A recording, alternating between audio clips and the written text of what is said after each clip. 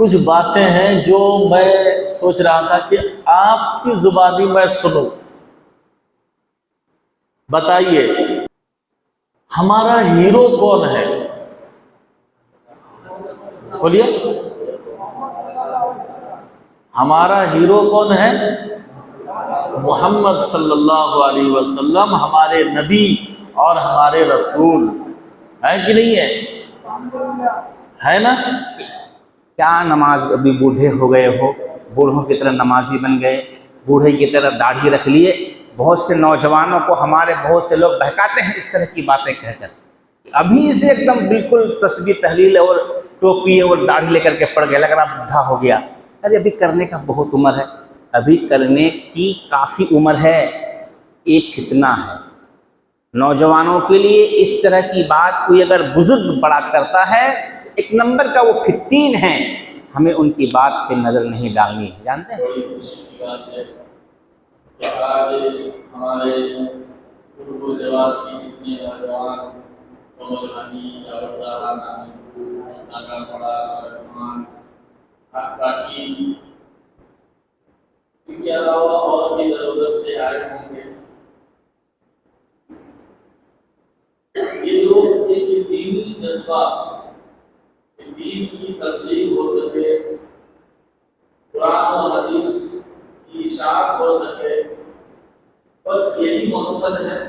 اور اسی مقصد کو لے کر آج ہم سب جمع ہوئے ہیں. الحمدللہ بڑی خوشی کی بات ہے. اور یہ پروگرام ہماری مقامی جمعیت الاقی سیرتپور کے ماتحت ہو رہا ہے.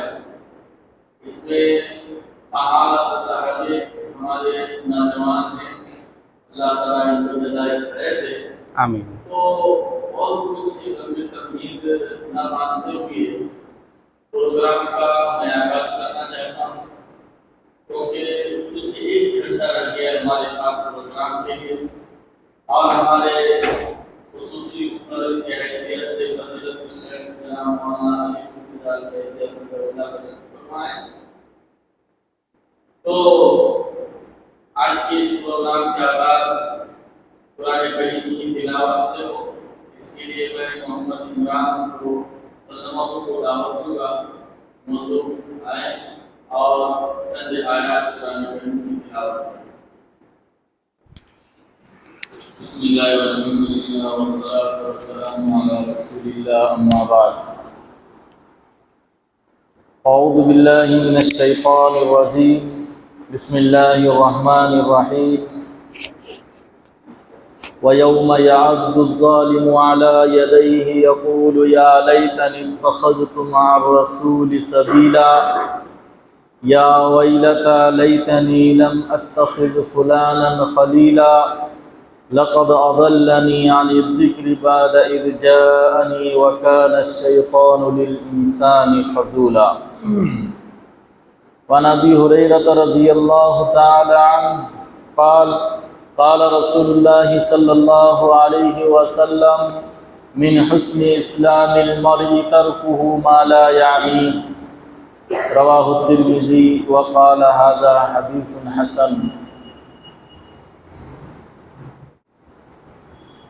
معزز حاضرین، بزرگوں، نوجوان ساتھیوں، عزیز بچوں،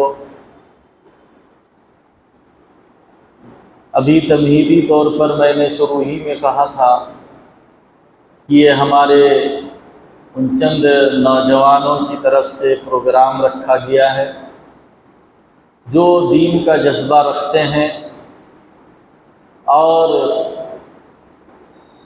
دین کی تبلیغ کے لیے کوشش بھی کر رہے ہیں. اللہ تعالیٰ ان کی کوشش کو قبول فرمائے. انسان اور اس کے مقابلے میں کہا جاتا ہے جانور. انسان یا حیوان، انسان اور جانور، اللہ تعالیٰ نے دونوں کو زندگی دی ہے، لیکن دونوں کی زندگی کا مقصد الگ ہے. یہ سمجھنا ہوگا. ایک جانور ہے، اس کو کھانے پینے اور اس سے کوئی مطلب نہیں دنیا سے، جہاں چاہا کھا لیا، جہاں چاہا پانی مل گیا پی لیا، نہ حلال و حرام کی تمیز ہے اسے، نہ کسی قید و بند کے وہ پابند ہے۔ وہ یہ نہیں دیکھتا ہے کہ یہ اپنے مالک کا کھیت ہے یا دوسرے کے کھیت ہے، بس منہ ڈال دیتا ہے۔ تو اس کی زندگی بے مقصد زندگی ہے۔ لیکن ہم چونکہ انسان ہیں اور انسانوں میں بھی ہم مسلمان ہیں، اس لیے ہماری زندگی با مقصد ہونی چاہیے، اور اگر ہماری زندگی بے مقصد ہو رہی ہے تو پھر ہمارے اور اس جانور کے درمیان کوئی فرق نہیں رہ جائے گا۔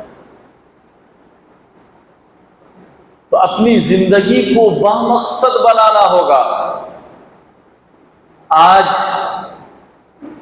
اگر آپ صحیح طریقے سے جائزہ لیں اپنے سماج اور معاشرے، اپنے گھرانے کا، اپنے رشتہ داروں کا، اپنے جان پہچان کے لوگوں کا، اپنے دوستوں کا، تو یہ بالکل کہا جا سکتا ہے کہ زیادہ تر لوگوں کی زندگی بے مقصد زندگی گزر رہی ہے۔ اس کا کوئی مقصد ہی نہیں ہے۔ مقصد کیا؟ یہی کہ ہم اچھے سے اچھا کھائیں گے، اچھے سے اچھا پہنیں گے اور اچھے سے اچھے گھر میں رہیں گے، اس کے علاوہ اور کوئی مقصد نہیں ہے۔ تو بتائیے اس مقصد میں اور ایک جانور کے مقصد میں کوئی فرق ہوا؟ کوئی فرق نہیں ہوا۔ اور ایسے بے مقصد زندگی گزارنے والے لوگوں کے لیے قرآن کریم میں اللہ تعالیٰ نے بڑی وعید اور تنبیہ والی آیات نازل فرمائی ہے۔ سورہ فرقان کی میں نے آیتیں تلاوت کی۔ کل قیامت کے دن وہ لوگ جو دنیا میں بے مقصد زندگی گزار رہے تھے، جانوروں کی طرح زندگی گزار رہے تھے، یہ لوگ بڑے پچھتائیں گے، بڑے افسوس کریں گے۔ اللہ تعالیٰ فرماتا ہے وَيَوْمَ يَعَضُّ الظَّالِمُ عَلَى يَدَيْهِ۔ عض یعض اس کا معنی دانت سے کاٹنا، دانت سے کاٹنا۔ ظالم لوگ، اللہ کا نافرمان، بے مقصد زندگی گزارنے والے لوگ، جن کو دنیا میں کھانے پہننے اور اچھے گھر کے علاوہ کوئی نہیں، کچھ نہیں سوجھتا تھا، اور اس کی زندگی کا تمام تر محنت اور کوشش اسی پر لگی ہوئی تھی، ایسے لوگوں کو اللہ تعالیٰ نے فرمایا ظالم۔ ایسے ظالم لوگ کیا کریں گے کل قیامت کے دن؟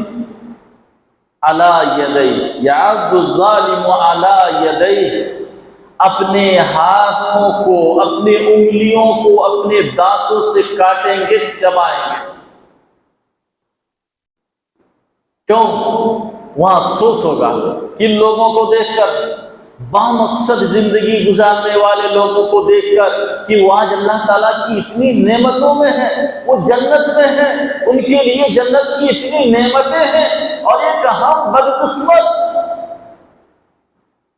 اس کو بھی دنیا میں زندگی ملی تھی اور ہمیں بھی دنیا میں زندگی ملی ہے، کیا کہیں گے؟ یقول یا لیتنی اتخذت مع الرسول سبیلا، کاش دنیا میں رسول اللہ صلی اللہ علیہ وسلم کے راستے کو اور طریقے کو میں اپنا لیتا۔ آج دور بھاگتے ہیں لوگ، جتنا اس کو دین کی طرف بلائیے اتنے ہی وہ دین سے دور بھاگتے ہیں، جتنا لوگوں کو نماز کی طرف بلائیے اتنے ہی نماز سے دور بھاگتے ہیں، جتنے ان کو اچھی مجلس کی طرف بلائیے اتنے وہ دور بھاگتے ہیں۔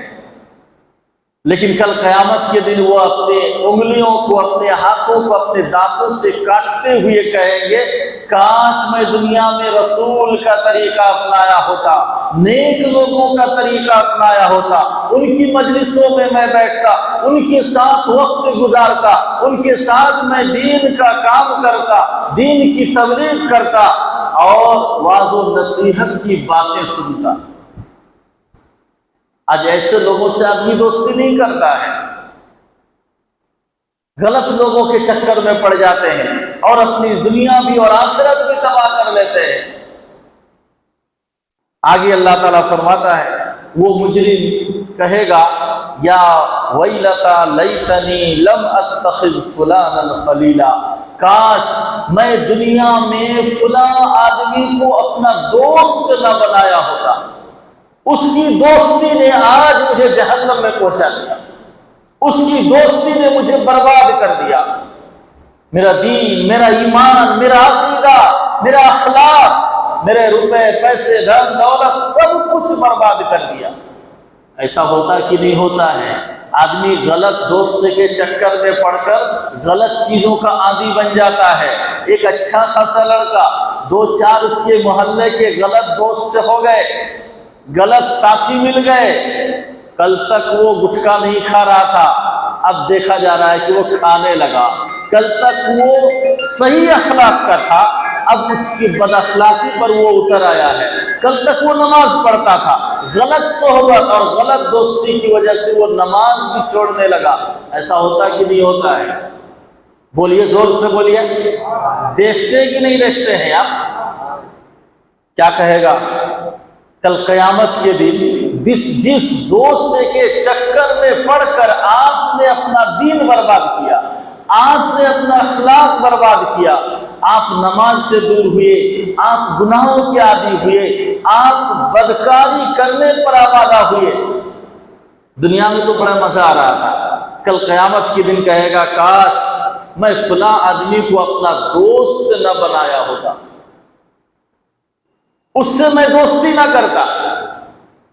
اس لیے اللہ کے نبی صلی اللہ علیہ وسلم نے فرمایا المرء علی دین خلیل فلینظر الی من یخالل، آدمی اپنے دوست، اپنے یار کے دین اور طریقے پر ہوتا ہے، اس لیے دوستی کرنے سے پہلے آدمی کو اچھی طرح غور و فکر کر لینا چاہیے کہ میں کس سے دوستی کرنے جا رہا ہوں، میرا اٹھنا بیٹھنا کس کے ساتھ ہونے والا ہے، میرا وقت کس کے ساتھ گزرے گا۔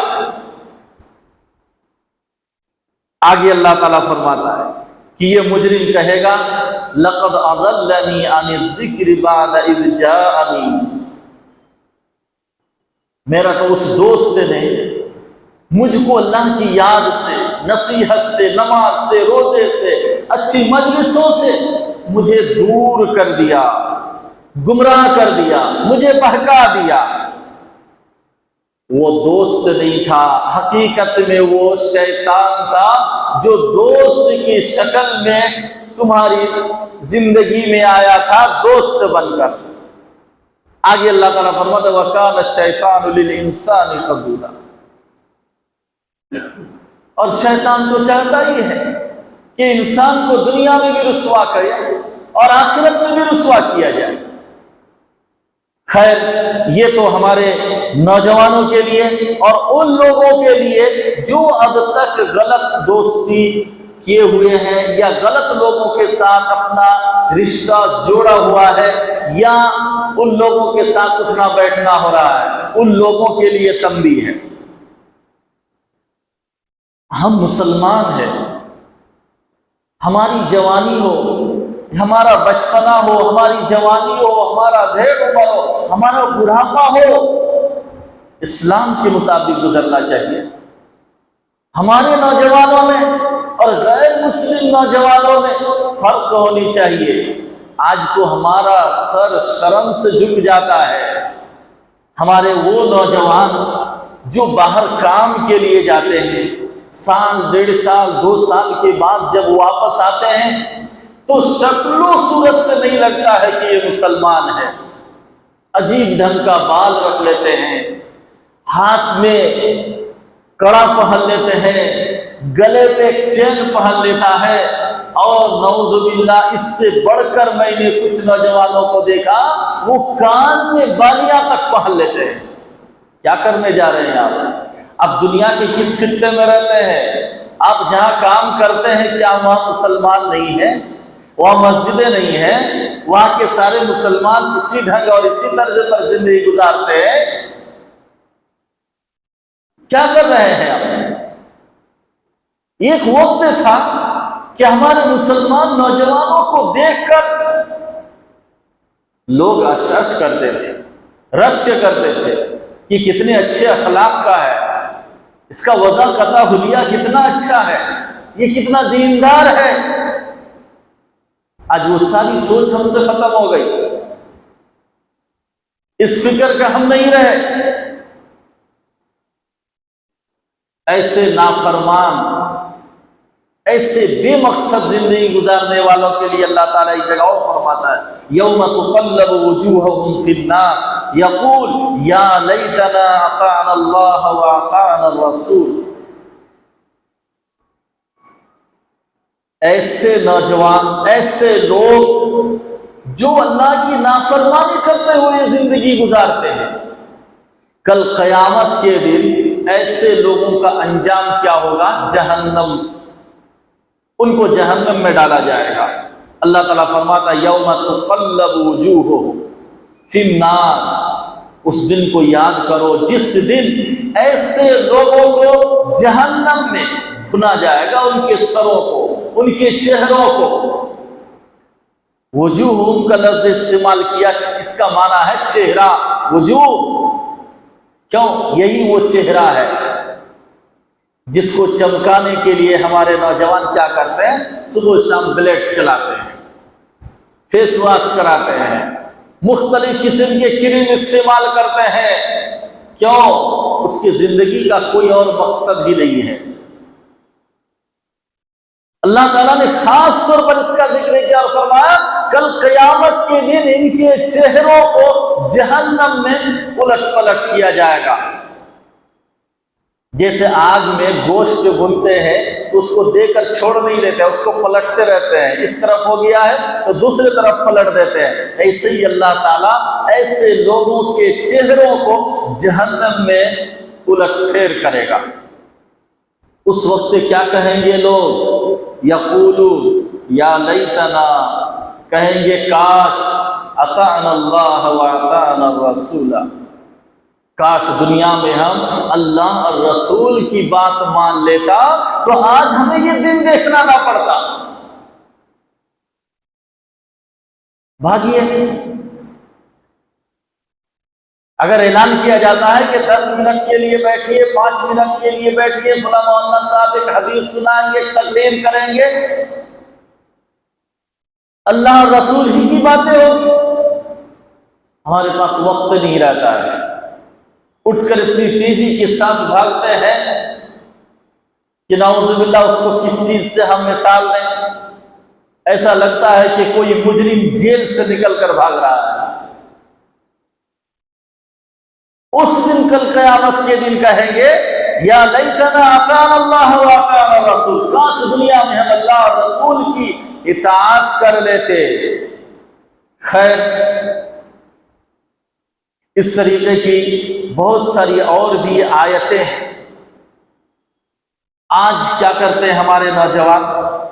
غلط مجلسوں میں زیادہ دلچسپی لیتے ہیں، غلط مجلسوں میں، کہیں گانے کی مجلس ہوئی، کہیں ڈانس کی مجلس، کہیں میلہ، کہیں ٹھیلا، یعنی دینی محفل کے اور مجلس کے علاوہ دوسری مجلسوں میں ہمارے نوجوان زیادہ دلچسپی لیتے ہیں۔ سنیے اللہ تعالیٰ ایک جگہ اور فرماتا ہے سورہ نساء کے اندر، وَقَدْ نَزَّلَ عَلَيْكُمْ فِي الْكِتَابِ أَنْ إِذَا سَمِعْتُمْ آيَاتِ اللَّهِ يُكْفَرُ بِهَا وَيُسْتَهْزَأُ بِهَا۔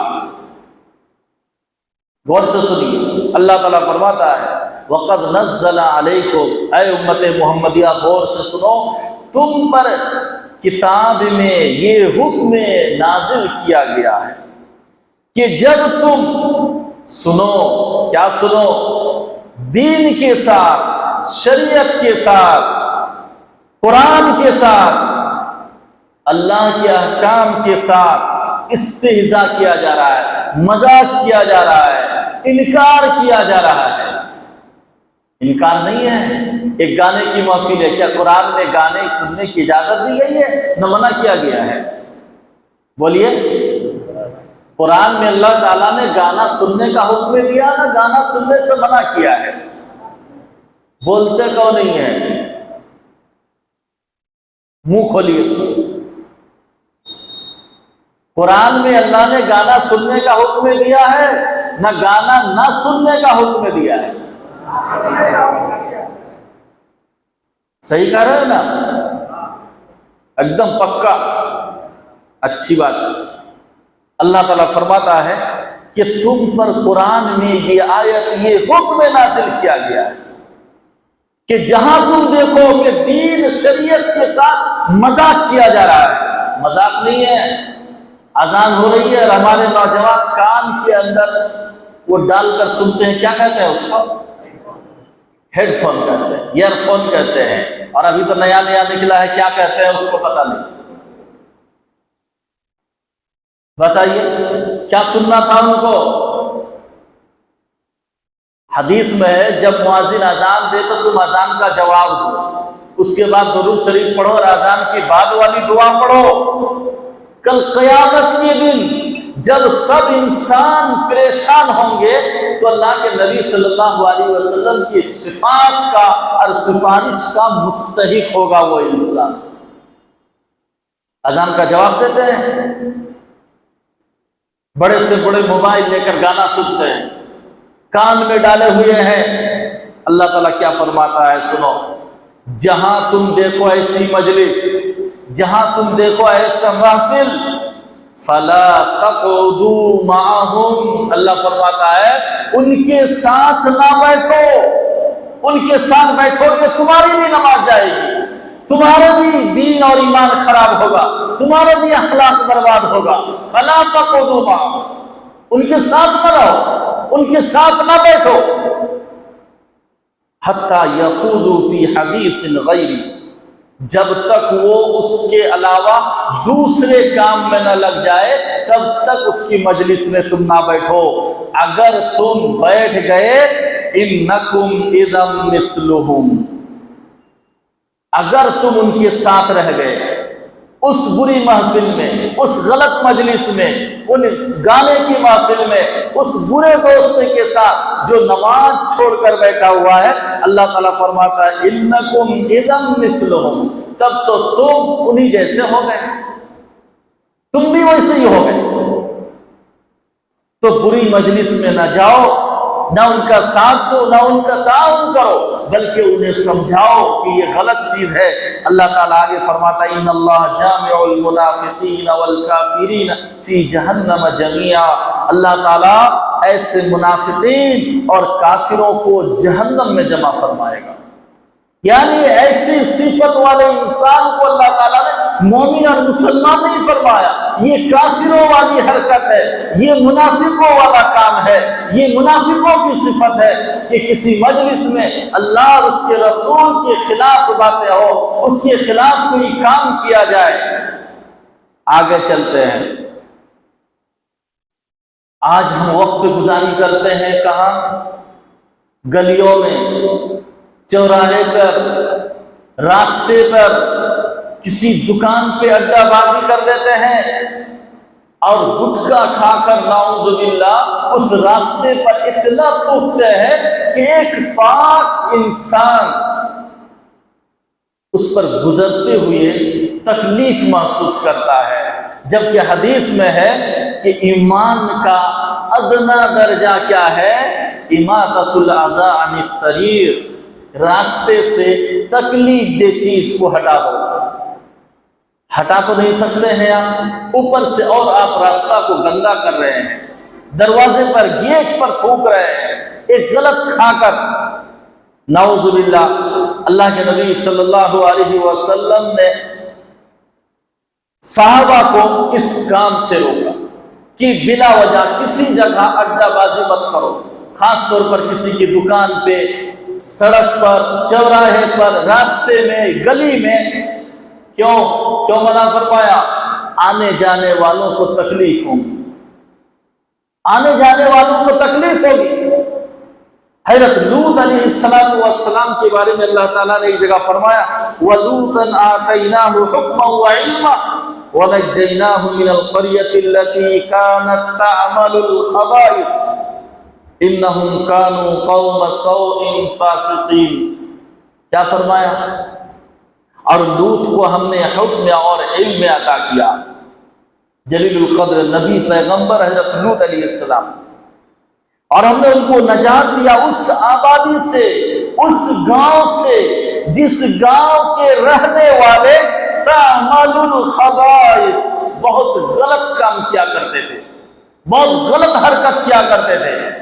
حضرت لوط علیہ السلام جس قوم میں، جس گاؤں میں رہتے تھے، اس گاؤں کے لوگ بڑے بد کردار تھے۔ تعمل الخبائث، مفسرین لکھتے ہیں کہ وہ جو غلط کام کیا کرتے تھے، اللہ تعالیٰ نے اس کو خبیث سے تعبیر کیا، خبائث سے۔ کیا کرتے تھے؟ وہ راستے پر بیٹھ جاتے تھے، کس کی بیٹی گزر رہی ہے، دیکھو وہ جا رہی ہے، کسی پر سیٹی مار دیا، کسی کو چڑھا دیا، کسی کو تانا مار دیا، دوسروں کی طرف نظریں پھاڑ پھاڑ دیکھ رہا ہے۔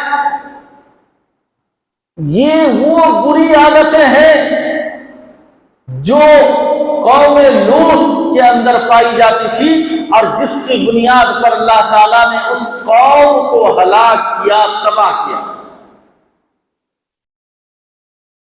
آج کیا ہمارے اندر یہ نہیں ہے یہ چیزیں؟ خاص طور پر ہمارے نوجوان کہاں بھاگ رہے ہیں آپ؟ دوسروں کی بیٹیوں اور بہنوں کی پر آپ نظر کیوں ڈالتے ہیں؟ آپ کیوں ان کے پیچھے بھاگتے ہیں؟ آپ اپنا کیریکٹر، اپنا اخلاق، اپنا حلیہ ایسا بنائیے کہ لوگ آ کر خود آپ کے سامنے پیغام دے کہ میری بیٹی سے شادی کر لیجئے، میری بہن سے شادی کر لیجئے۔ اس کیریکٹر کا آپ اپنے آپ کو بنائیے۔ اللہ کے نبی صلی اللہ علیہ وسلم نے صحابہ کرام کو خطاب کرتے ہوئے فرمایا، ایاکم والجلوس فی الطرقات، اور میرے صحابہ خبردار، راستوں چوراہوں میں بیٹھنے سے بچو، ہرگز نہ بیٹھنا۔ صحابہ نے عرض کیا کہ اللہ کے نبی، اگر کوئی کام پڑ جائے اور ہمیں بیٹھنا پڑے؟ تو اللہ کے نبی صلی اللہ علیہ وسلم نے فرمایا کہ اگر ضرورت پر تمہیں بیٹھنا پڑے تو تم راستے کا حق ادا کرو۔ بلا وجہ بیٹھنے کی اجازت نہیں ہے، کوئی وجہ ہے، کوئی ضرورت ہے، کوئی کام ہے تو بیٹھنے کی اجازت ہے، لیکن اللہ کے نبی صلی اللہ علیہ وسلم نے ایسے ہی نہیں فرمایا کہ وہاں تم بیٹھ کر دوسروں پر نظریں ڈالو، کون کیا لے کے جا رہا ہے، کون کدھر سے گزر رہا ہے، کون کس کی بیٹی ہے، کون کس کی بہن ہے، کون کس کی بیوی ہے۔ یہ کرنے کے لیے نہیں۔ صحابہ کرام نے عرض کیا کہ اللہ کے نبی، راستے کا بھی حق ہے؟ اللہ کے نبی صلی اللہ علیہ وسلم نے فرمایا کہ ہاں، راستے کا بھی حق ہے، تم راستے کا حق ادا کرو۔ کیا فرمایا؟ غض البصر، ضرورت ہے، کام سے بیٹھے ہو، نگاہ نیچی کر کے بیٹھو، بیٹھ سکتے ہیں۔ کون گزر کے گیا، کون آ رہا ہے، کون جا رہا ہے، اس سے کوئی مطلب نہیں۔ کون کس کی بیٹی ہے، کون کس کی بہو ہے، بیوی ہے، بیٹی ہے، بہن ہے، اس سے کوئی مطلب نہیں۔ غض البصر، نگاہ کو جھکا کر رکھو، نیچے رکھو نگاہ۔ اور فرمایا کف الاذی، تکلیف دہ چیز اگر راستے پر پڑی ہے تو اس کو ہٹا دو۔ ابھی جیسے میں نے کہا کہ ہٹانا تو دور کی بات، گٹکا کھا کر راستے کو اور گندا کر دیتے ہیں ہمارے نوجوان بھائی لوگ۔ یہاں کچھ نوجوان کے علاوہ بڑے بزرگ، بڑی عمر کے بھی لوگ ہیں، وہ لوگ بڑے خوش فہمی میں مبتلا ہو رہے ہیں کہ ہم کو نہیں بول رہے ہیں۔ اگر آپ کے اندر بھی یہ غلط چیز ہے، اور میں تو کہوں گا کہ آپ ہی سے ہمارے نوجوانوں نے سکھایا، اگر ہمارے قوم اور سماج کے بڑے لوگ سدھر جاتے تو ان نوجوانوں کو غلط حرکت کرنے کی ہمت نہ ہوتی۔ یہ تو اپنے بڑوں کو دیکھ کر سیکھا ہے کہ باپ گٹکا کھا رہا ہے، بیٹا بھی شروع کر دیا۔ ایسی حرکت آپ ہرگز نہ کریں۔ اس کے بعد اللہ کے نبی صلی اللہ علیہ وسلم نے فرمایا رد السلام، گزرنے والے سلام کرے تو سلام کا جواب دو صحیح ڈھنگ سے۔ اور فرمایا والامر بالمعروف والنہی عن المنکر، اور بھی کام ہے میرے صحابہ، اگر تمہاری موجودگی میں راستے پر، چوراہے پر، گلی میں کوئی آدمی کوئی غلط کام کر رہا ہے تو اس کو روکو اور بھلائی کا حکم دو۔ اللہ کے نبی صلی اللہ علیہ وسلم نے فرمایا اگر اتنے کام تم کر سکتے ہو تو تمہیں راستے اور چوراہے پر بیٹھنے کی اجازت ہے، نہیں تو اپنا گھر بیٹھو، اڈا بازی کرنے کی ضرورت نہیں ہے۔ بلا وجہ لا یعنی کاموں میں اپنے کو نہیں لگانا چاہیے۔ قرآن کریم میں ایک سورت ہے سورہ لقمان، جانتے ہیں؟ قرآن پڑھنے والے جانتے ہوں گے یا سنے ہوں گے۔ لقمان، جن کو لقمان حکیم کہا جاتا ہے، بڑے اللہ والے پہنچے ہوئے آدمی تھے، بڑے نیک۔ ان سے کسی نے پوچھا، موطا امام مالک کی روایت ہے کہ آپ کو اتنا بڑا درجہ اور عہدہ کیسے مل گیا؟ انہوں نے کہا کہ میں 3 کام بڑی پابندی سے کرتا ہوں۔ کیا کیا؟ صدق الحدیث، میں کبھی جھوٹ نہیں بولتا ہوں، میں کبھی جھوٹ نہیں بولتا ہوں۔ آج کیا ہے؟ آج تو جب سے موبائل وجود میں آیا ہے تب سے جھوٹ اور بڑھ گیا ہے۔ ان سے بات ہوئی، اپنے دوست سے بات کر رہے ہیں کہ یار تم گھر سے نکلو، میں بھی نکل رہا ہوں، پاکڑ چل رہا ہے، 10 منٹ ہو گیا، پھر فون کر رہا ہے نکلو، کہا راستے میں ہوں، ابھی گھر سے وہ نکلا ہی نہیں ہے۔ باپ اگر بیٹا کو فون کر رہا ہے، بیٹا کہاں ہے، آؤ، کہا کہ مسجد میں ہوں، جبکہ مسجد میں اس کا وجود نہیں ہے۔ لقمان حکیم نے کہا کہ یہ پہلی چیز ہے میرے اندر، کیا بولو؟ کبھی جھوٹ، چاہے آپ کو سامنے دیکھ رہا ہو یا نہ دیکھ رہا ہو، سامنے والا آپ کو کتنا سچا سمجھ رہا ہو، لیکن آپ کو جھوٹ نہیں بولنا ہے۔ دوسری بات انہوں نے فرمایا ادا الامانہ، امانت کی ادائیگی میں بڑی پابند ہوں میں، کبھی کسی کی امانت میں خیانت نہیں کرتا ہوں۔ صرف مال و دولت ہی کی امانت نہیں ہے، بلکہ کسی نے آپ سے کوئی راز کی بات کی ہے وہ بھی امانت ہے۔ اب راز کی بات آپ کو اس نے اپنا دوست سمجھ کر بتا دیا، آپ نے اس کو پھیلا دیا، بس اوقات اس سے فتنہ ہو سکتا ہے، اس سے جھگڑا ہو سکتا ہے، لوگوں میں اختلاف ہو سکتا ہے۔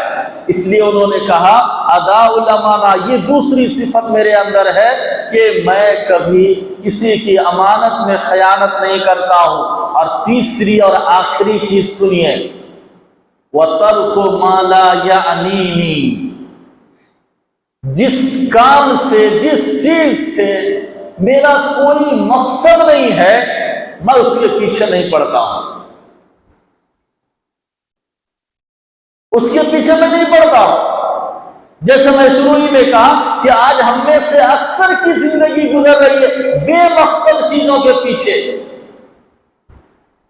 تو لقمان حکیم سے جب پوچھا کہ آپ کو اللہ کے یہاں اتنا بڑا درجہ، اتنا اونچا مقام کیسے مل گیا، انہوں نے کہا کہ ان 3 چیزوں کی بنیاد پر کبھی میں نے جھوٹ نہیں کہا، کبھی میں نے کسی کی امانت میں خیانت نہیں کی، اور بے مقصد چیزوں کے پیچھے میں کبھی نہیں پڑا۔ دعا کیجئے کہ اللہ تعالی ہمیں بھی اس صفت کے حامل بنائے، اللہ تعالی ہمیں بھی نیک بنائے، اور جو کچھ میں نے کہا کہنے والے کو کہنے سے زیادہ اور سننے والوں کو سننے سے زیادہ اللہ تعالی عمل کرنے کی توفیق عطا فرمائے، آمین۔ وما علینا الا البلاغ۔ وقت چونکہ بہت کم تھا اور ہمارے اور ایک مہمان مقرر یہاں تشریف فرما ہے، ان سے بھی ہمیں کچھ سننا ہے انشاءاللہ۔ اور اس کے بعد 10 منٹ سوال جواب کا پروگرام نشست رہے گی انشاءاللہ، اس میں آپ کچھ پوچھ بھی سکتے ہیں، کچھ سوال بھی کر سکتے ہیں۔ تو آئیے میں موصوف سے کہوں گا کہ آپ بھی ہم سامعین کو بند و نصائح سے محفوظ فرمائیں، اور 8:15 بجے اذان ہے، اس سے 10 منٹ پہلے 8:05 تک آپ اپنی تقریر سمیٹ لیں، اور اس کے بعد پھر سوال جواب کا پروگرام ہوگا۔ تمام حضرات دلچسپی سے بیٹھ رہے ہیں، کوئی زبردستی تو نہیں بیٹھا ہے نا، صحیح سے بیٹھا ہے۔ ایک واقعہ فارسی کتابوں میں ہم نے پڑھا تھا کہ ایک مولوی صاحب تقریر کر رہے تھے، ایک ایک کر کے سب اٹھ کے چلے جانے لگے، ایک آدمی چپ چاپ بیٹھا ہوا ہے۔ تقریر ختم ہوئی تو کہا، مولوی صاحب نے اس آدمی سے کہ اللہ تعالیٰ آپ کو جزائے خیر دے۔ سب چلے گئے، اکیلے آپ میری تقریر سننے کے لیے بیٹھے۔ اس نے کہا کہ مولوی صاحب آپ کی تقریر کے لیے میں نہیں بیٹھا تھا، جس کرسی پر آپ بیٹھ کے تقریر کر رہے وہ کرسی میری ہے، گھر لے جانا تھا۔ تو اس طریقے سے نہ بیٹھے، آپ شوق سے بیٹھے کہ ہمیں کچھ سننا ہے، سیکھنا ہے، اور اپنی زندگی میں کچھ تبدیلی لانا ہے۔ خیر، اللہ تعالیٰ جزائے خیر دے۔ اب آئیے فضیلت الشیخ جناب علی مرتضیٰ فیض حفیظ۔ السلام علیکم ورحمۃ اللہ وبرکاتہ۔ الحمدللہ والصلاة والسلام علی رسول اللہ، اما بعد، اعوذ باللہ من الشیطان الرجیم، بسم اللہ الرحمن الرحیم۔ افحسبتم انما خلقناکم عبثا وانما الینا لا ترجعون۔ وقال اللہ تبارک وتعالی فی مقام آخر، بسم اللہ الرحمن الرحیم، وما خلقت الجن والانس الا لیعبدون۔ آج کے اس پروگرام کے لائق قدر صدر مجلس، معزز علماء کرام، باوقار سامعین، ایکچولی یہ جلسہ یا تقریری پروگرام نہیں ہے، بلکہ اس کا نام تزکیہ نفس کا پروگرام دیں تو زیادہ بہتر ہے۔ نفس کی پاکیزگی، مولانا موصوف جتنی ساری باتیں بیان کی، ان تمام باتوں سے ایک سوال یہ پیدا ہوتا ہے کہ یہ سارے اعمال انسان کب انجام دیتے ہیں؟ ایک ایک چیزوں کو سماجی طور پر، معاشرتی طور پر جتنی ساری برائیاں، غلطیاں تھیں، ان تمام چیزوں کو یا پھر اکثر چیزوں کو انہوں نے کھول کر ہمارے سامنے رکھی ہیں۔ تو ان کی تقریر سے یہ سوال پیدا ہوتا ہے کہ یہ سارے اعمال انسان کب کرتے ہیں؟ تو میں اس سوال کا جواب دینا چاہتا ہوں کہ اس طرح کے اعمال انسان کے ہاتھ و پیر سے کب انجام پاتے ہیں؟ اس سوال کا اگر 2 لفظ میں جواب دیں تو یہ ہے کہ ہم نے اپنی پیدائش کا جو اصل مقصد ہے، اس چیز کو ہم نے سمجھا نہیں، جانا نہیں۔ اس دنیا میں ہم آئے کیوں ہیں؟ اس دنیا میں ہم پیدا کیے ہی کیوں گئے؟ یہ سوال انسان کو ہمیشہ اپنے آپ سے پوچھنا چاہیے۔ تخلیق انسانی کا مقصد کیا ہے؟ اس چیز کو سمجھنا ہے، اور انسان کو اپنی حقیقت خود سمجھنی ہے۔ سر سے لے کر پاؤں تک یہ صرف گوشت اور ہڈی کا لتھڑا اور ہم چل پھر رہے ہیں، اس کی حقیقت کیا ہے؟ تو انسان جب اپنی حقیقت کو پہچان لے، انسان جب اپنی پیدائش کا اصل راز کو جان لے، تو پھر انسان سے وہ ساری غلطیاں نہیں ہو پائیں گی۔ سورۃ المومنون میں اللہ رب العالمین ایک جگہ فرما رہا ہے کہ یہ انسان کیا یہ سمجھ بیٹھا ہے، افحسبتم انما خلقناکم عبثا، کیا آپ لوگوں نے یہ سمجھ لیا، انسان کیا یہ سمجھ لیا ہے کہ وہ بیکار پیدا کر دیے گئے؟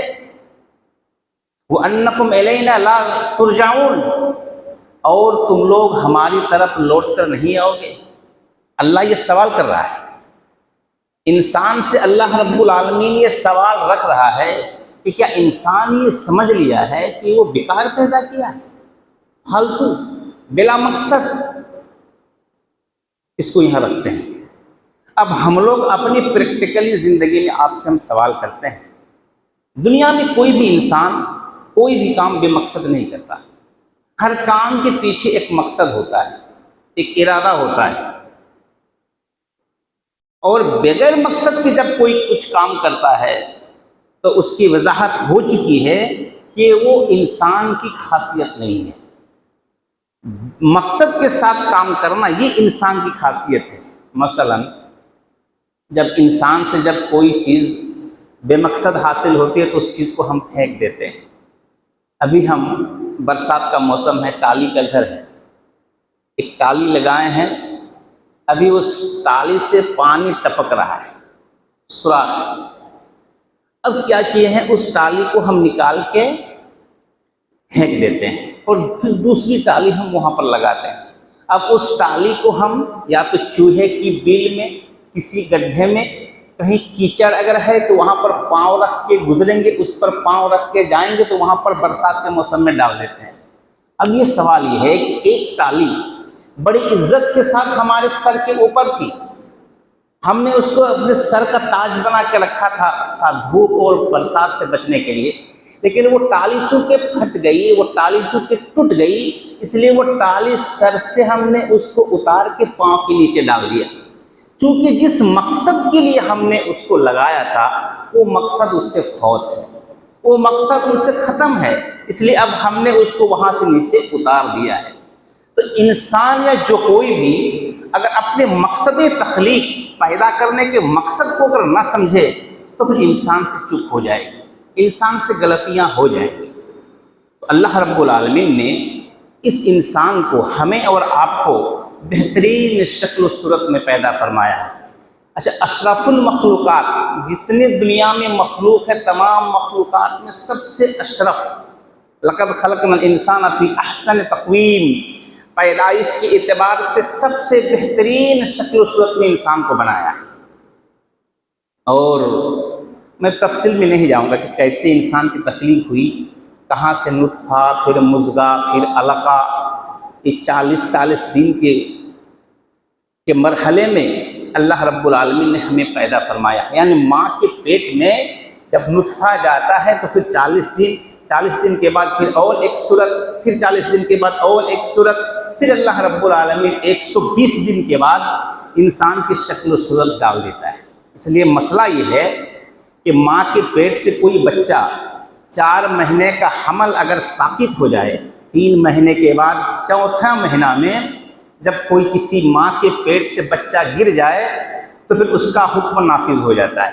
4 مہینے کے بعد چونکہ اس کے نفس روح ڈال دی جاتی ہے، اس لیے 4 مہینے کے بعد اگر ماں کے پیٹ سے کوئی بچہ مرا ہوا پیدا ہو تو اس کی جنازے کی نماز پڑھی جائے گی، کیونکہ اس کے اندر روح ڈال دی گئی ہے۔ 4 مہینہ سے پہلے اگر بچہ ماں کے پیٹ سے ساقط ہو جائے اس پر نماز جنازہ نہیں ہے۔ تو ایک مرحلے سے دوسرے مرحلے میں جانے کے لیے 40 دن کا یہ مرحلہ ہوتا ہے۔ اس طرح کر کے انسان کو اللہ رب العالمین نے پیدا فرمایا۔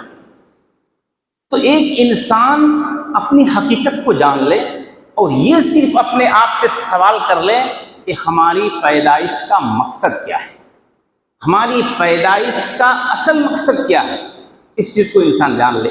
اس لیے اللہ رب العالمین نے کئی جگہ پر سوال کیا ہے، اَيَحْسَبُ الْإِنسَانُ أَن يُتْرَكَ سُدًى، کیا انسان یہ گمان کر لیا ہے کہ ان کو چھوڑ دیا جائے گا ایسے ہی بیکار؟ اس کا مطلب یہ ہوا کہ اللہ رب العالمین نے انسان کو بلا مقصد پیدا نہیں کیا ہے، اسی لیے انسان کی پیدائش کے بعد انسان کو ایسے ہی نہیں چھوڑ دیا، بلکہ انسان کو ایک دائرے میں رکھنے کے لیے، انسان کو روشنی دکھانے کے لیے اللہ رب العالمین نے نبی اور رسولوں کا سلسلہ جاری فرمایا تاکہ انسان اسی روشنی میں اپنی زندگی بسر کرے۔ یہی اصل ہے۔ تو انسان یہ سمجھ میں یہ بات آئی کہ اللہ رب العالمین نے ہمیں بلا مقصد پیدا نہیں کیا ہے، بلکہ ہماری پیدائش کا ایک مقصد ہے۔ اور وہ مقصد کیا ہے؟ ایک لفظ میں اللہ رب العالمین کی رضامندی، اللہ رب العالمین کی خوشنودی۔ اب ایک لفظ میں کہیں تو عبادت کہہ سکتے ہیں۔ اب عبادت کیا ہے؟ یہ پنجگانہ نماز کے بعد یہ تو اپنی جگہ پر مسلم ہے۔ اپنی پریکٹیکلی زندگی میں جتنی بھی چیزیں ہم کرتے ہیں وہ اگر اللہ رب العالمین کے لیے للہ فی اللہ ہو تو وہ ساری کی ساری چیزیں ہماری عبادت ہیں۔ مسجد سے باہر نکلنے کے بعد انسان جو کچھ بھی کرتا ہے وہ ساری کی ساری چیزیں اللہ رب العالمین کی عبادت میں شمار ہوتی ہیں۔ اس لیے انسان کو سب سے پہلے یہ سمجھنا ہوگا کہ ہم دنیا میں کیوں آئے؟ دنیا میں کیا ہم اس لیے آئے کہ کھٹیں، کمائیں، روپیہ حاصل کریں، بینک بیلنس کریں، گاڑی باڑی وغیرہ سب کچھ کریں اور پھر ایک وقت آئے گا کہ ہم مر جائیں گے پھر ختم؟ یہ نہیں ہے۔ انسان کی پیدائش کا یہ مقصد نہیں ہے، اتنا ہلکا نہیں ہے کہ دنیا میں صرف اللہ رب العالمین نے ہمیں کھٹنے اور کمانے کے لیے ہی پیدا فرمایا، بلکہ اللہ رب العالمین کا ایک عظیم مقصد ہے۔ اسی لیے تو جب انسان کو پیدا فرما رہا تھا اللہ رب العالمین نے کہا فرشتوں سے کہ میں ایک مخلوق پیدا کرنا چاہتا ہوں۔ مخلوق پیدا کرنا چاہتا ہوں، فرشتوں نے زبردست اعتراض کیا کہ آپ ایسی مخلوق کو پیدا کرنا چاہتے ہیں جو دنیا میں جا کے خون ریزی کرے گا، فساد کرے گا، لڑے گا، ایک دوسرے کے ساتھ منہ بند رکھے گا، مختلف طریقے کے خرافات برپا کرے گا۔ لیکن اللہ رب العالمین نے ایک بہت ہی امپورٹنٹ بات فرشتوں کے سامنے کہا کہ انی اعلم ما لا تعلمون، میں جو انسان کو پیدا فرما رہا ہوں کس مقصد و ارادہ لے کر کے وہ تم نہیں جانتے، میں جو جانتا ہوں وہ تم نہیں جانتے۔ اللہ رب العالمین نے فرشتے کو دو ٹک جواب دیا کہ تمہارا اعتراض ہی غلط ہے کہ انسان کو کیوں پیدا فرما رہا ہے۔ یہ اللہ رب العالمین نے فرشتوں کو جواب دے دیا کہ میں جو جانتا ہوں وہ تم نہیں جانتے۔ تو اللہ رب العالمین خود جانتا ہے اور اللہ رب العالمین اپنی اسی جانکاری اور علم کو سامنے رکھ کر انسان کی رشد و ہدایت کے لیے نبیوں اور رسولوں کا سلسلہ جاری فرمایا۔ اب دیکھیں گے جناب محمد رسول اللہ صلی اللہ علیہ وسلم کی جو مکی زندگی تھی، مکہ میں جو آپ 11 سال تک زندگی گزارے، 11-12 سال، یہ اس زندگی میں صرف اور صرف نبی صلی اللہ علیہ وسلم نے لوگوں کے دل کا تزکیہ کیا، لوگوں کے دل کو دھویا اور اس کے پیدائش کے اصل مقصد کو سمجھایا کہ تمہاری پیدائش کا، تمہاری تخلیق کا اصل مقصد کیا ہے۔ اس چیز کو اس کے ذہن و دماغ میں اللہ رب العالمین کے نبی صلی اللہ علیہ وسلم نے ڈالا۔ نبی صلی اللہ علیہ وسلم جب ان کے سامنے کہنے لگے کہ تم ایمان لے آؤ، اللہ کی عبادت کرو، تم اس دنیا کو چھوڑ کر چلے جاؤ گے، تمہیں موت آ جائے گی، تو ان لوگوں نے اس پر بھی اعتراض کیا، کہا کہ اَإِذَا مِتْنَا وَكُنَّا تُرَابًا ذَلِكَ رَجْعٌ بَعِيدٌ، کہ ہم جب دنیا سے چلے جائیں گے، مر جائیں گے اور پھر ہمیں اللہ کے پاس زندہ ہونا ہے۔ تو نبی صلی اللہ علیہ وسلم نے ان کو اس دنیا اور اس دنیا کے بعد اور ایک دنیا، اس بات کو جب ان لوگوں کو سمجھایا تو جو لوگ سمجھ گئے وہ لوگ تو مومن کامل ہو گئے، لیکن جو لوگ نہیں سمجھے، اعتراض کیے، وہ لوگ ہمیشہ کے لیے گمراہ ہو گئے۔ تو عزیزان ملت، انسان کی پیدائش کا مقصد پہلے سمجھایا اور اس مقصد کو سمجھا کر اللہ رب العالمین نے انسان کو آخرت کی طرف رجوع کرایا، اور اللہ رب العالمین نے انسان کی پیدائش کا مقصد بناتے ہوئے یہ کہا ہے کہ ہم نے تم کو تو پیدا کیا ہی اپنی عبادت کے لیے، لیکن ایک بات اور سنو کہ تمہارا یہ نفس جو یہ باڈی ہے، اس باڈی کو ہم نے خرید لیا ہے۔ اللہ رب العالمین کے دربار میں یہ مال ہمارا بکا ہوا ہے، اس چیز کو ذہن میں رکھنا ہے۔ اللہ رب العالمین سے ہم نے اس مال کا سودا کر لیا ہے۔ ان اللہ اشتری من المؤمنین، ایک آیت پاک کے اندر اللہ رب العالمین نے فرمایا، جس کا ترجمہ یہ ہے کہ اللہ رب العالمین نے انسان کے پورے نفس کو، ان کی باڈی کو، خرید، جان کو، مال کو، سب کچھ اللہ رب العالمین نے خرید لیا ہے جنت کے بدلے میں، جنت کے عوض میں۔ بدلے میں اللہ رب العالمین جنت دے گا، اس لیے اللہ رب العالمین نے اس مال کو خرید لیا. اس لیے ہمیں اپنے ذہن میں اب تک کے پورے بیان کا جو خلاصہ ہے وہ یہ ہے کہ ہماری پیدائش کا مقصد، دوسرا یہ مال، یہ جسم ہمارا یہ بکا ہوا مال ہے. انسان جب یہ دو چیز کو ہمیشہ ذہن میں رکھے گا تو ان سے وہ ساری برائیاں نہیں ہو سکتی ہیں جس کا تذکرہ بھی مولانا نے کیا. میں نے اپنے شروع میں یہ کہا کہ مولانا موصوف نے جتنی ساری برائیوں کا تذکرہ کیا یہ کب انجام نہیں پائے گا؟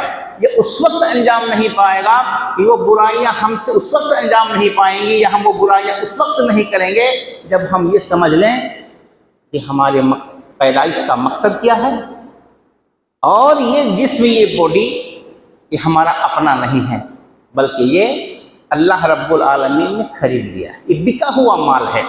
اب قربان جائیے اس خریدار پر جنہوں نے اس مال کو خرید بھی لیا اور ہمیں واپس بھی کر دیا ہے. اس لیے اب جب اللہ رب العالمین نے اس مال کو ہم کو واپس کر دیا ہے تو اب اس باڈی کو ہم وہیں پہ کھپائیں، وہیں پہ لگائیں، وہیں پہ لے جائیں جہاں پر اللہ اور اللہ کے رسول نے ہمیں حکم دیا ہے. آج کل موبائل میں ایک بک رہتی ہے، کوئی بھی چیز خرید لیجیے، گاڑی ہو، موبائل ہو، اس میں ایک گائیڈ لائن، ایک بک کی کتاب دی جاتی ہے کہ کیسے اس کو چلانا ہے. تو اللہ رب العالمین نے اس جسم کو ہمیں واپس کر دیا، اور واپس کرنے کا ساتھ ہی ساتھ جناب محمد رسول اللہ صلی اللہ علیہ وسلم کے ذریعے سے ہمیں کتاب اللہ اور سنت رسول اللہ کی شکل میں ایک گائیڈ لائن دے دیا ہے، ایک بک دے دیا ہے، روشنی دکھانے کے لیے ایک راستہ دے دیا ہے کہ یہ تمہاری باڈی، یہ تمہارا جسم اور یہ تمہاری پیدائشی چیز ٹھیک اسی طرح سے زندگی اگر گزارے گی تو ٹھیک آ کر کے جو میں نے خریدا ہے جس کی عوض میں تم کو اس کی قیمت جنت کی شکل میں مل جائے گی. عزیزان ملت، برادران اسلام، اس لیے سب سے پہلے انسان کو پہچاننا پڑے گا. انسان اپنے آپ کو پہچان، انسان اپنے آپ کو پہچان.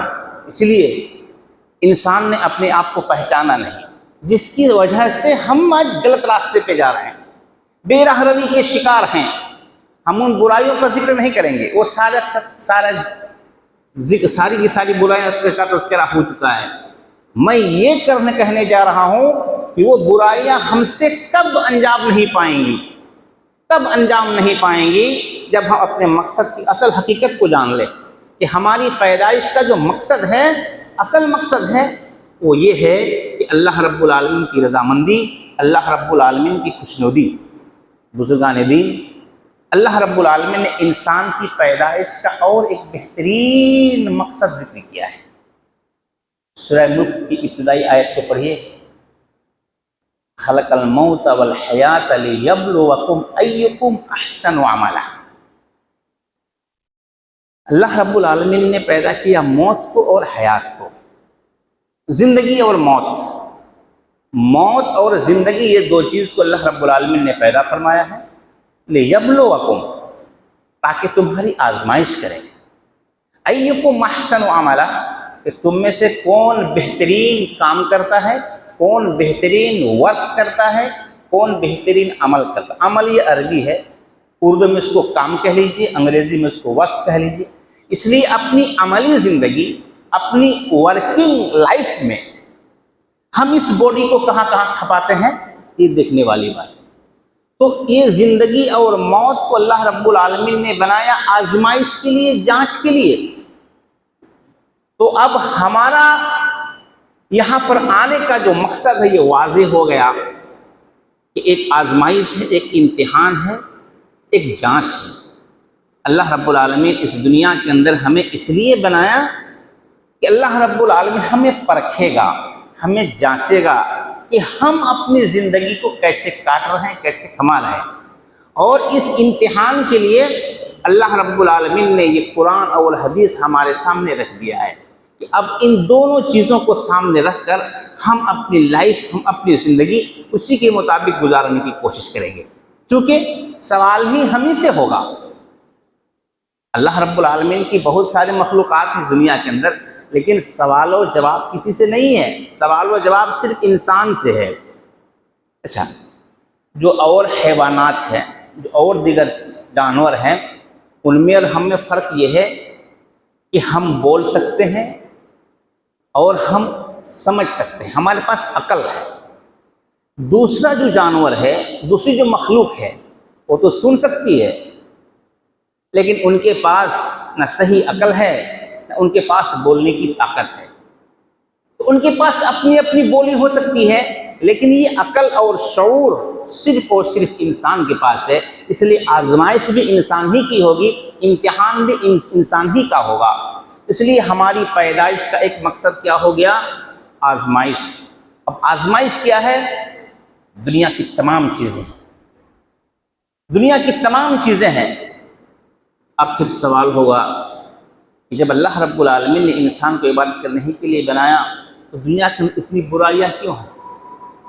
اتنی اور غلط ساری چیزیں کیوں ہیں؟ تو اللہ رب العالمین نے قرآن پاک کے اندر مختلف جگہوں میں اس بات کا تذکرہ فرمایا ہے کہ ہم اگر چاہتے تو ہم تمہیں ایک ہی امت بنا دیتے، یعنی تمہارے اندر اختلاف نہیں ہوتا۔ یعنی اللہ رب العالمین اگر چاہتا تو کوئی بھی برائی اس دنیا کے اندر نہیں کرتا، لیکن ایکچولی اصل میں آزمائش ہے کہ ہمارے سامنے دو راستے رکھ دیے گئے اس دنیا کے اندر، یہ صحیح راستے ہیں، یہ گمراہی راستے ہیں۔ ہم اختیار کس کو کرتے ہیں؟ یہی تو آزمائش ہے کہ ہم چنتے کس کو ہیں، ہم لیں گے کس راستے کو، چلیں گے کس راستے میں، یہی تو امتحان ہے۔ آج ہم مارکیٹ میں جاتے ہیں تو ہم چیزوں کو چن چن کر کے لیتے ہیں۔ یہ اپنے کھانے پینے اور رہن سہن کی زندگی کا یہ مسئلہ ہے کہ ہم کوئی بھی چیز لیتے ہیں، خریدتے ہیں تو چن کر کے لیتے ہیں، اور انسان کا ذہن بھی اس طرف جاتا ہے کہ بہتر اور اچھی چیزوں کی وہ خریداری کرتا ہے۔ تو ٹھیک اسی طرح سے اللہ رب العالمین نے انسان کو بنایا ہے ایک اہم مقصد کو لے کر۔ اب اس مقصد کو لے کر ایک اہم مقصد ہے عبادت، اور پھر یہ آزمائش۔ تو اب ہماری یہ آزمائش ہے کہ ہم اس دنیا کے اندر کس راستے کو چنیں، کس راستے کو ہم اختیار کریں، کس راستے پر ہم چلیں، اس چیز کو ہمیں سمجھنا ہے۔ اور اصل جو ہم بھٹک جاتے ہیں صحیح راستے سے، وہ ان چیزوں کے ہم ذہن میں نہ رکھنے کی وجہ سے، ان چیزوں کو ذہن میں رکھنا پڑے گا۔ اور دنیا کے اندر کبھی نرم، کبھی گرم، کبھی دکھ، کبھی تکلیف، کبھی مصیبتیں، یہ ساری کی ساری چیزیں دنیا کی ہیں، اور یہی ہے آزمائش۔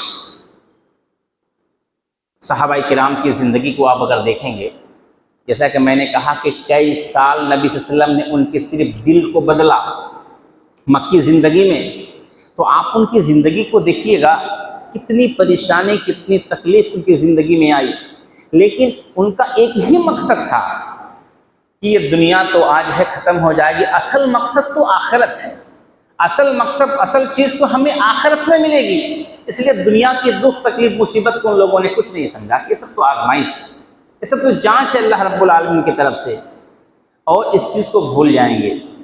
صحیح مسلم کی حدیث ہے، جناب محمد رسول اللہ صلی اللہ علیہ وسلم کا ارشاد ہے کہ ایک انسان دنیا کے اندر دکھوں میں، تکلیفوں میں، مصیبتوں میں زندگی گزاری، کبھی انہوں نے سکھ کی زندگی پائی ہی نہیں۔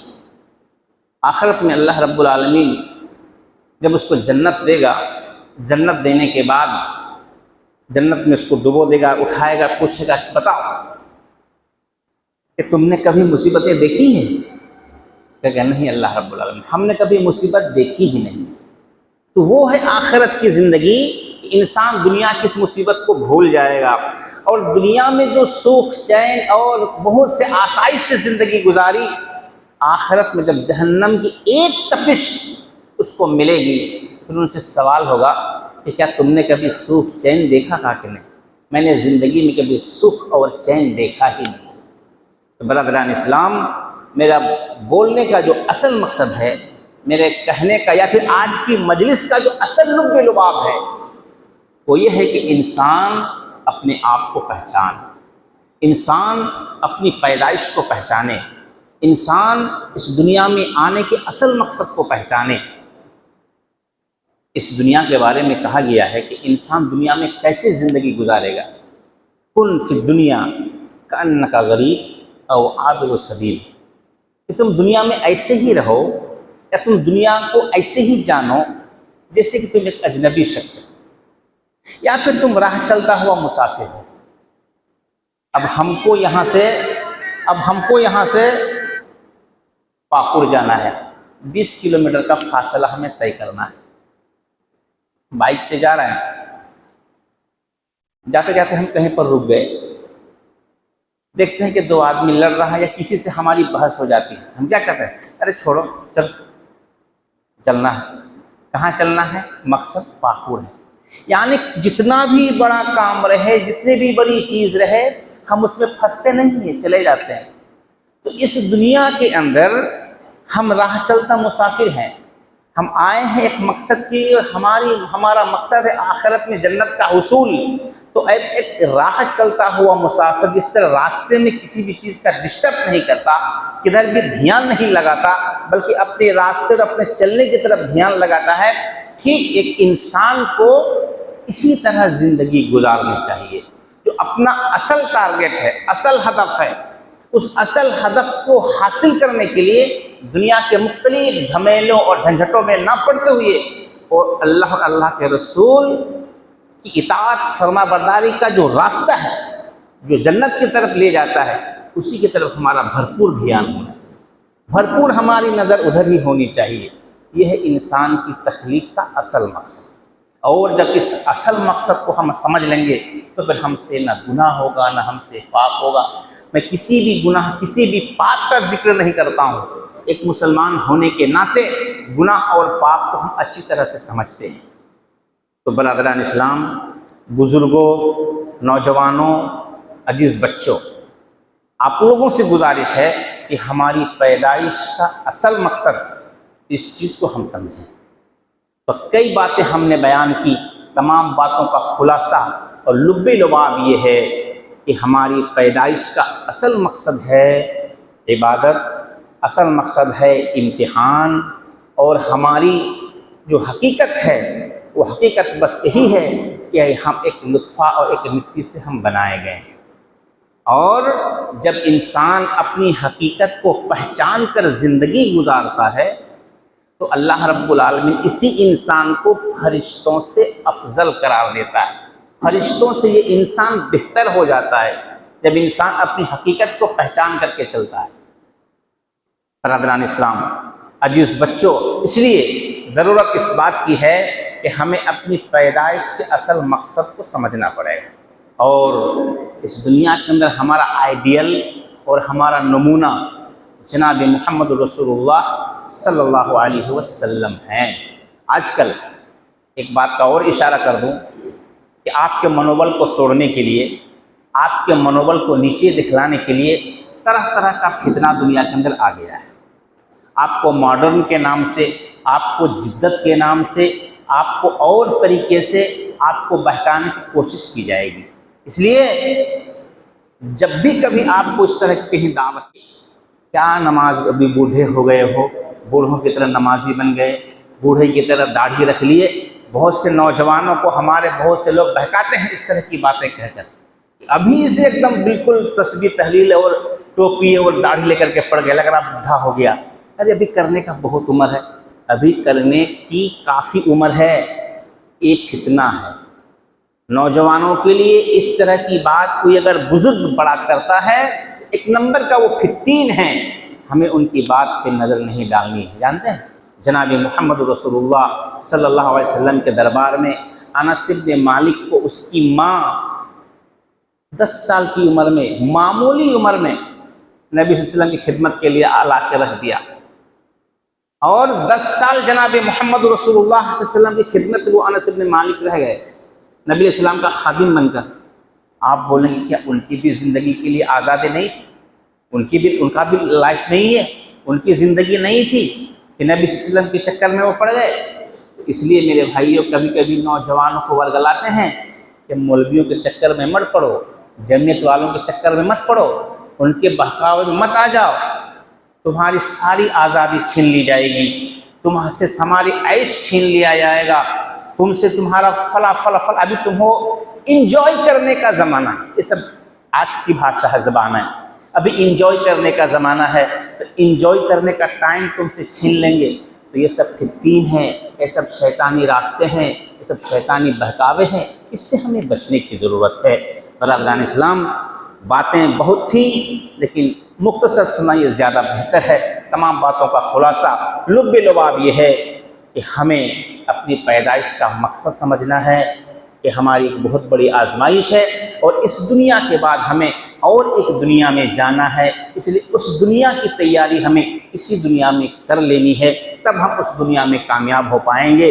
اللہ رب العالمین سے دعا ہے کہ پروردگار عالم جو یہ متفرق اور غیر مرتب جتنی بھی باتیں بیان کی گئیں، رب العالمین سب سے پہلے کہنے والے کہ تمام سننے والوں کو اس پر عمل کرنے کی توفیق عطا فرما، آمین ثم آمین۔